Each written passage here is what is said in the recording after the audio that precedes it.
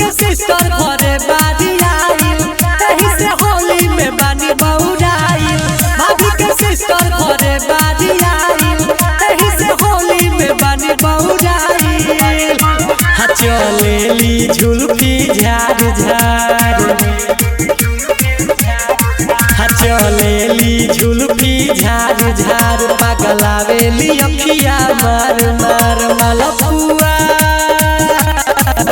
मलपुआ जैसे गहल बउन कर लागे बड़ी जबरदस्त दस्त। भतीजवा के मौसी मस्त मस्त, भतीजवा के मौसी मस्त, भतीजवा के मौसी मस्त मस्त, भतीजवा के मौसी मस्त।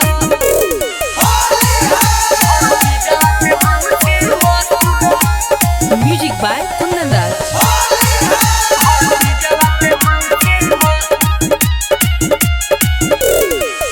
पहिला बार आइल बारी हमनी के गाँव में, देखी के लइका सभे रहता ताव में।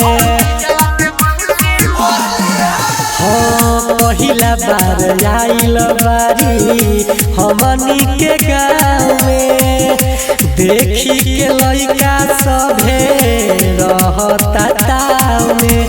कहेली रंगवा से डर बा, बाकी भइयो के डर बा। कहाँ जई है, कहाँ जई है हमसे भाग भाग, पकड़ई है तो होई दस्त दस्त।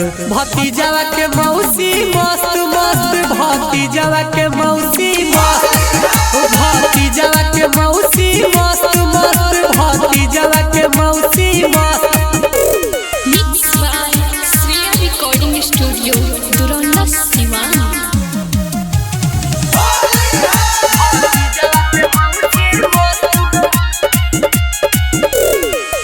फहुआ में आइल बारी लेके सादा पाना, रंगवा से साइन करी है दीपक दीवाना।